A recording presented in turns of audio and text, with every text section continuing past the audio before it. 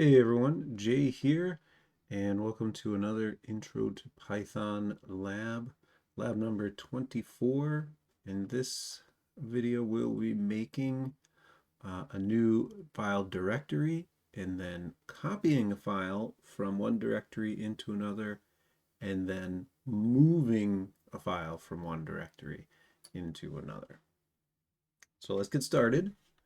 What we have here, getting started, a couple of variables. I have a file name and a directory name, and I'm using the same file from our lab 22 a couple of labs ago. We use that in 22, 23, and 24. And then a new directory name, dir name, that I'm calling new folder. Generally, you hear me say directory instead of folder, but I know the average folk will call it folder. And by average folk, I mean not programmers. Right? You guys are programmers. You should be calling them directories. Okay. Uh, and you'll see why in a moment. So first function I have here, I'm calling make dir, make directory. I'm giving it the dir name, directory name. And dir goes back many, many, many years. Uh, that's why we're using dir. Okay, I have a bonus one here, change dir. In that function, I'm going to change the directory and then change it back again. All right. What causes trouble if you change the directory in a function and you don't change it back again? When you get to another function, the directory is still changed. Okay, and that is because you might have noticed I'm importing an OS and an SH util for a couple of functions here, and in the OS properties here, when I change the directory, the OS remembers the directory. That's a universal thing. Regardless of where I am in my functions, it's going to remember where it is. This is a global value here, a global object. And so when I change directories and then I finish the function, I go to another function, it's still changed. So that's why my change there is going to change, but then immediately go right back again. Okay, so that's a little bonus one. Uh, and then after that, we're going to copy this file, put it into the new directory we just made with a different name, and make a copy. Okay, then we're going to move that file into that directory along with its copy. So there will be two of them, one with the original name and one with a new name.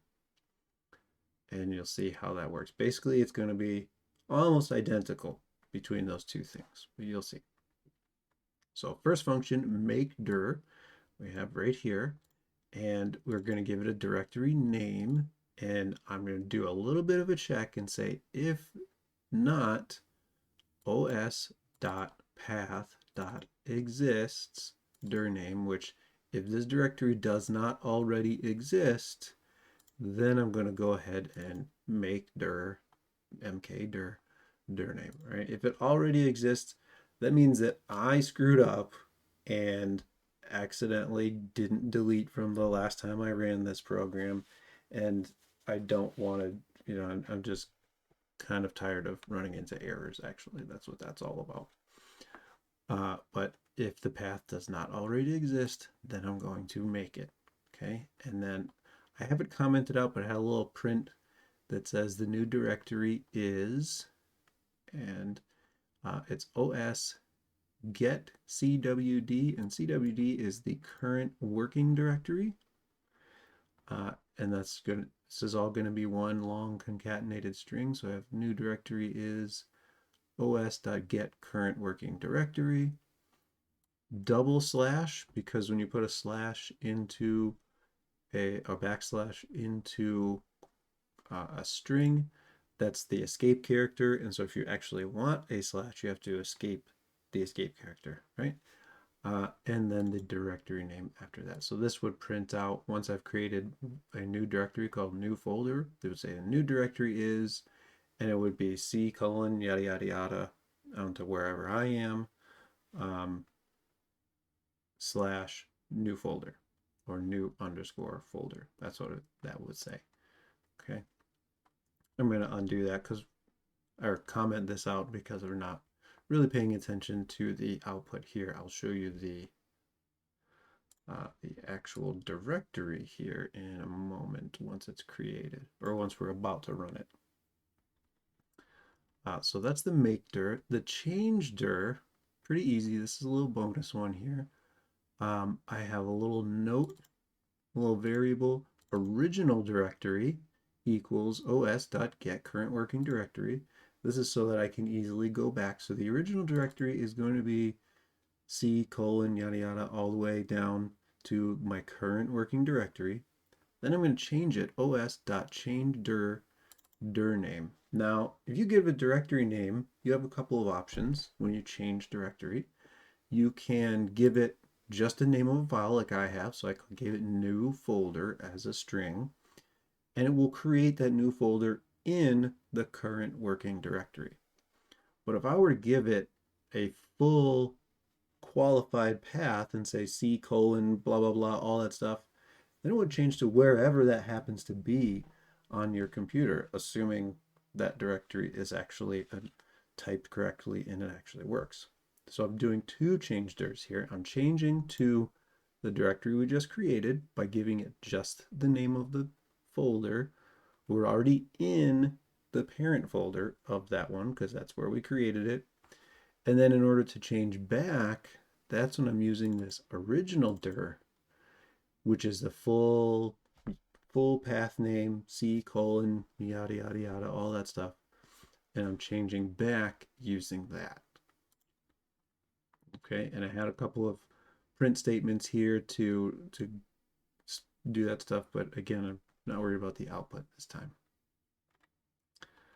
Now we go into the copy file and the move file. Okay, in both of these, we're going to give it a file name and a directory name, file name and dir name. And we're going to get the from file. Right, actually, this is the from directory file path, right, all the way down. So the copy from is the file we're copying from. We're going to get the current working directory, put the slash in there, and the file name. Okay, so we're going to get that lab 22 output text from our lab 22 a couple labs ago, and that's going to be the file we're copying from. So this is going to be the path of that file, the file directory path, not the file itself, but the location of the file on our computer. The copy to, this is again going to get the current working directory, going to put a slash in, and then we're copying it to that directory, that folder we just made. So I'm going to give it the dir name, put another slash in there, and then give it a new file name, copied file.txt. So all of this put together is going to be not the file we're copying to, but the location of the file we're copying to. Okay, so the location of the file we're copying from, the location of the file we're copying to, and then we're going to use that sh-util that we haven't used until now. We imported it way at the top, but we didn't do anything with it till now. So sh-util has a method built into it called copy, and we're going to give it the copy from and the copy to, and then we're done. It does all the work for us. That's it. Copy from, copy to, done. Thanks, sh-util. We're great. All right. So that's going to take all the content from the from file and put it in the to file. Create that to file in that location that we told it to with the name that we told it, and put all the contents in there. So sh-util is going to do a little bit of heavy lifting for us, and we don't have to worry about it. So the move file is going to be very, very much the same, because when computers move stuff, it's stored in memory. It's not actually moved. They're not moving the memory. They're making a copy, and they're deleting the old one. So what we're going to do is, again, we're going to get the copy from and the copy to, but you'll see it's a little bit different. Copy from is exactly the same. This is the location of the file we're copying from, the current working directory that we got from the OS, slash file name. The copy to is the current working directory, again, a slash, and the directory name of where we're going to put it. So this is the location of where we're going to put it minus a new name. So something cool about shutil when you do the copy member function is if you don't give it a file name and you just give it a directory, it will pick the exact same file name as the from and then make a copy that way. So it'll make an exact copy, and we don't even have to care what the name of that file was. We don't even have to account for that. We can just say, let's pretend we didn't even know what this file name was somehow. Maybe it was user input or whatever. We wouldn't have to know what it is. We don't have to put it in there. But like, we don't even have to think about it. That's amazing, right? So once we do that, we have not moved our directory. We're still in the parent directory. And we've just said, hey, make a copy inside that folder, inside that directory.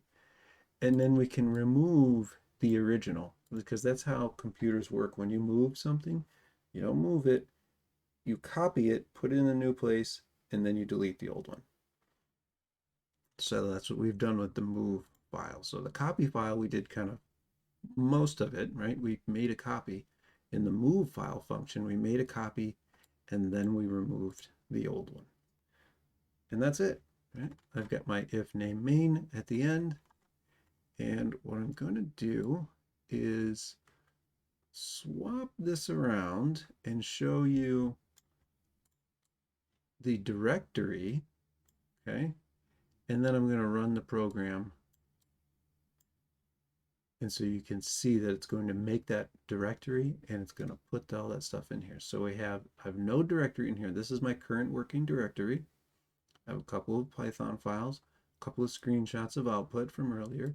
Here, right there, that's my output file. That's the one that we're going to copy and then we're going to move. So first we're going to make a directory in here. And we're going to copy this, put the copy inside the new directory. Then we're going to make another copy of this with the same name, put it in the new directory, and then we're going to delete this one. It's all going to happen really fast. Let's see if you can see it. Okay, ready? 3, 2, 1. Done. All right, so new folder is there. That file is gone. If I open this folder, there they are. The copied file and the moved file.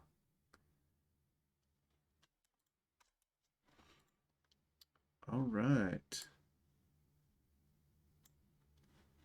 So that is making directories, changing directories, moving and copying and moving files. Okay, remember, if you move a file, it's really a copy and a delete. That's two things. We often have to break things down. All right, well, that's that. Again, thanks for watching, and I'll see you next time.